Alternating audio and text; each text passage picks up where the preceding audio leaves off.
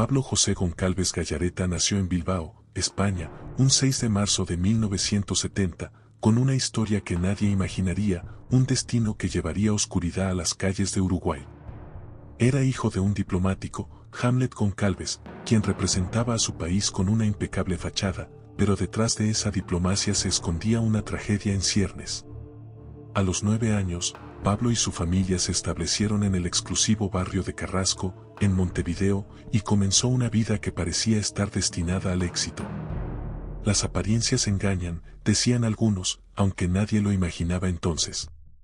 Cursó sus estudios en el elitista Colegio Estela Maris, rodeado de hijos de políticos y empresarios, y más tarde en un liceo público, donde las diferencias entre su mundo y el de los demás se hicieron más evidentes. Pertenecía a la alta sociedad, a ese pequeño círculo que todo lo tenía. Sin embargo, el joven Pablo se internaba en las sombras, en los rincones oscuros de su mente, que lo llevarían a cruzar un límite del que no habría vuelta atrás. Estudiante de Ciencias Económicas en la Facultad de la Universidad de la República, todo parecía en orden. Hasta que la noche de Año Nuevo de 1992 lo cambió todo. El reloj apenas había dado las primeras horas del 1 de enero cuando Ana Luisa Miller Sichero, una joven licenciada en Historia, exhaló su último aliento. Tenía 26 años, una vida por delante y sueños que no vería realizados. Aquella madrugada fue sofocada, su cuerpo inerte arrojado en la playa de Solimar, como si el mar pudiera borrar los rastros del horror. La autopsia fue clara y fría, había muerto poco después de medianoche. La noticia sacudió a todos. Su novio, el ingeniero Hugo Sapelli, fue el primer señalado. Las miradas lo apuntaban, las preguntas lo acosaban. Pero el polígrafo lo absolvió, y las pruebas fueron incapaces de atar su destino al crimen. La verdadera oscuridad aún rondaba, oculta, aguardando. El segundo golpe fue más siniestro, más brutal, como si la oscuridad dentro de Pablo Goncalves hubiera tomado una forma tangible. Andrea Gabriela Castro Pena, una adolescente de apenas 15 años, se despidió de sus amigos la noche del 20 de septiembre de 1992. Salió de la discoteca England, en Montevideo, sin saber que alguien la seguía, alguien que ya había decidido que esa noche sería la última de su vida. Fue asfixiada sin piedad, la misma mano que sofocó su aliento dejó una firma macabra, una corbata anudada en su cuello, como un símbolo de posesión, como si Pablo quisiera asegurarse de que el mundo supiera que era él. La corbata, un accesorio elegante que el asesino usaba con frecuencia, se convirtió en su condena. Cuando las autoridades revisaron el domicilio de Goncalves, encontraron un juego de corbatas idéntico al del crimen. Era como si cada una de ellas esperara pacientemente su turno, aguardando el momento de marcar otra vida perdida. Aquella prueba, tan insignificante en apariencia, selló su destino ante la fiscalía, un rastro imborrable del horror. Pero Pablo no había terminado. María Victoria Williams Sons, una joven de 22 años, fue la siguiente. Era su vecina, alguien que no sospechaba el monstruo que vivía tan cerca. El 8 de febrero de 1993, con la habilidad de un depredador, Goncalves tejió una trampa cruel. Con una voz convincente, le habló de su anciana abuela, contándole que había sufrido un ataque cardíaco y que no podía reanimarla solo. La preocupación genuina de María Victoria fue su sentencia. Cuando cruzó el umbral de su casa, la muerte la esperaba en la figura de un hombre que no conocía la piedad. Fue estrangulada con una brutalidad que solo aquellos consumidos por la oscuridad son capaces de desatar. Una bolsa de nylon cubrió su cabeza, el último acto de horror antes de que todo terminara. El monstruo había dejado su huella. 3 vidas jóvenes, 3 futuros truncados, y una ciudad envuelta en miedo. Pero Pablo, en su arrogancia, había subestimado el destino. Las pruebas comenzaban a acumularse como sombras en su camino, cerrando lentamente el cerco sobre él. Pablo Goncalves intentó escapar de las sombras que él mismo había creado, buscando refugio en Porto Alegre, donde vivían sus 2 medios hermanos. Pero el pasado no es algo que puedas dejar atrás tan fácilmente, especialmente cuando lo has teñido de sangre. Fue en Brasil donde el destino finalmente lo alcanzó, y fue atrapado. Conducido a la jefatura de Montevideo, fue enfrentado con la verdad que siempre había intentado negar. En la sede judicial, lo condenaron a 30 años de prisión por los asesinatos, pero él, con el frío y la calma de un hombre que sabe lo que ha hecho, se declaró inocente, como si las pruebas que lo rodeaban no fueran suficientes para derrumbar su fachada. Sin embargo, la condena estaba ahí, sellada. El monstruo había sido enjaulado, pero la historia no terminó allí. El 6 de marzo de 1999, la prisión se volvió tan peligrosa para él como lo había sido para sus víctimas. 2 reclusos lo atacaron con una violencia desmedida, asestándole 26 puñaladas. El filo de los cuchillos buscaba su vida, pero la muerte, irónicamente, le fue esquiva. A pesar de sus heridas, salió del CTI del Hospital Maciel el 19 de marzo, su cuerpo maltrecho pero vivo, y fue trasladado de nuevo a Cárcel Central. La ironía parecía seguirlo de cerca, porque, tras el cierre de Cárcel Central, fue enviado a la Chacra Cárcel de Campanero, en La Valleja, un lugar donde las rejas parecían más simbólicas que reales. El 7 de julio de 2005, Goncalves intentó buscar algo parecido a la normalidad. Contrajo matrimonio con Alejandra, en una ceremonia que tuvo lugar en el recinto de la Cárcel Central. Pero la oscuridad que lo rodeaba no era fácil de dejar atrás, y esa unión, que quizá fue un intento de redención o simplemente de control, se rompió 10 años después, en 2015. La defensa de Pablo, en 2012, intentó liberarlo anticipadamente. Quizás pensaban que el tiempo había borrado las cicatrices de sus crímenes, pero la justicia no lo permitió. Continuó purgando su pena, aunque en una penitenciaría de mínima seguridad cercana a Minas.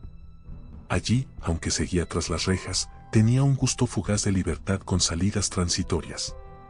Pero esas breves escapadas solo le recordaban que, por más que intentara, nunca escaparía de las sombras de lo que había hecho. Las pericias forenses revelaron un patrón aterrador en cada uno de los crímenes. Pablo Goncalves había seguido el mismo ritual macabro con sus 3 víctimas, Hannah Luisa Miller, María Victoria Williams y Andrea Castro.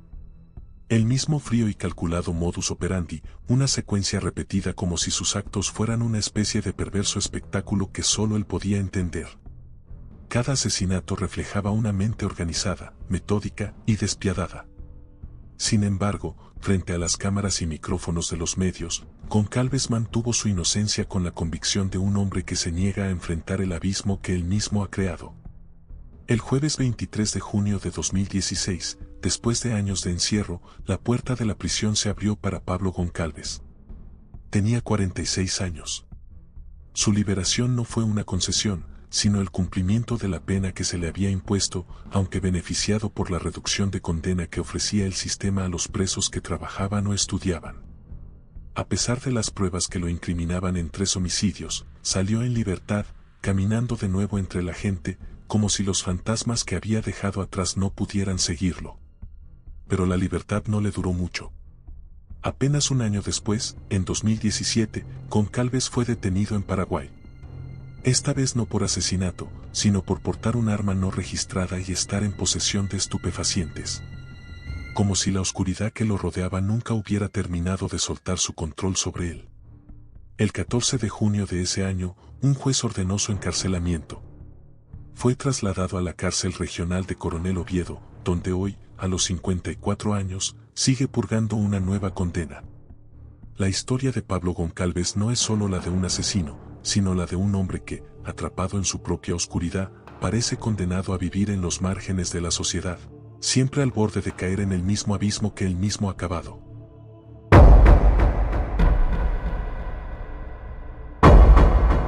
Ion Rimaru nació en la tranquila localidad de Corabia, Rumanía, el 12 de octubre de 1946. Conocido más tarde como el vampiro de Bucarest o el Strigoi, se convertiría en uno de los asesinos en serie más temidos de la historia rumana, sembrando el terror en la ciudad de Bucarest entre 1970 y 1971. Desde pequeño, Ion fue testigo de la violencia doméstica en su hogar. Su padre, Florea Rimaru, maltrataba a su madre diariamente, lo que eventualmente llevó a la separación de sus padres. Florea se trasladó a Bucarest, donde encontró trabajo en el tranvía, dejando a Ion y sus hermanos en un ambiente de inestabilidad y trauma. Ion no tuvo una infancia fácil. Repitió el 9º grado y se vio envuelto en un escándalo en su pueblo natal por mantener relaciones con la hija menor de edad de su profesor. Además, fue arrestado por robo agravado, lo que marcó el inicio de su camino hacia la delincuencia. En 1966, John ingresó en la Facultad de Medicina Veterinaria con una calificación mediocre de 5,33 sobre 10. A pesar de repetir varios cursos, logró entrar en la universidad, aunque sus profesores lo describían como un chico tímido y semianalfabeto, con un vocabulario limitado. El comportamiento de John no pasó desapercibido entre sus compañeros, quienes informaron repetidamente a los profesores sobre sus extrañas conductas. Para canalizar su rabia interna, John se autolesionaba, cortándose los brazos y las piernas. En 1967, los médicos le diagnosticaron espasmo esofágico y problemas mentales. Entre abril de 1970 y mayo de 1971, una serie de crímenes horrendos sacudieron Bucarest. Aunque John fue acusado formalmente de solo 4 de los 15 incidentes, todos los crímenes compartían un modus operandi similar: ataques nocturnos con objetos contundentes o armas blancas, víctimas con marcas de mordeduras en los brazos o la entrepierna, y cadáveres que mostraban signos de violación tanto en vida como post-mortem. Algunas mujeres fueron encontradas sin vaginas, pechos o zonas púbicas, y presentaban orificios en el cuello o en los brazos, evidencias de un macabro vampirismo. La atmósfera en Bucarest se volvió densa y opresiva, con el miedo acechando cada rincón de la ciudad. La sombra de John Rimaru se cernía sobre todos, un recordatorio constante de que el verdadero terror puede estar más cerca de lo que imaginamos. John Rimaru fue arrestado el 27 de mayo de 1971, acusado de una serie de crímenes que helaron la sangre de los habitantes de Bucarest. La primera víctima, Elena Oprea, fue asesinada, pero no violada gracias a la intervención de un vecino. Florica Marcu fue encontrada en el cementerio de Sfanta Vineri, violada y apuñalada, aunque milagrosamente con vida. Mihaela Ursu no tuvo la misma suerte, siendo violada y asesinada. Georgita Popa sufrió un destino aún más brutal: 48 heridas de arma blanca, golpes en la cabeza, costillas aplastadas y genitales mordidos. Para capturar a John, el Ministerio de Interior de Rumanía lanzó la Operación Buitre, desplegando a más de 6.000 efectivos que patrullaron las calles de Bucarest cada noche. La clave para identificarlo fue un mechón de su cabello encontrado en el cuerpo de Mihaela Ursu. Durante 2 meses de intensos interrogatorios, John confesó haber cometido hasta 23 delitos. Incluso pidió ser llevado a las escenas del crimen para demostrar su culpabilidad. Su padre, Florea, estuvo presente en todos los interrogatorios, tratando de proteger a su hijo. Tras el último crimen, la madre de John encontró dinero robado debajo de su almohada, que Florea intentó ocultar en su vivienda junto con las armas utilizadas en los asesinatos. Finalmente, John Rimaru fue condenado a muerte por la Corte Suprema de Rumanía. El 23 de octubre de 1971, fue llevado a la prisión de Jilava. A pesar de varios intentos de escape, fue atado a un poste en el patio de la cárcel, donde su destino final lo aguardaba. En el lúgubre patio de la prisión de Jilava, John Rimaru se encontraba frente a su destino final. Uno de los 3 oficiales que iban a ejecutar la sentencia le preguntó si tenía alguna última voluntad. Encolerizado y desesperado, John estalló: «Llamad a mi padre, de esa forma podrá ver qué me va a pasar, hacer lo que venga, él es el único culpable, quiero vivir». Sus palabras resonaron en el aire frío, pero los oficiales ignoraron su última petición. Mientras trataba de liberarse de las cuerdas y darse la vuelta, los disparos resonaron, poniendo fin a su vida.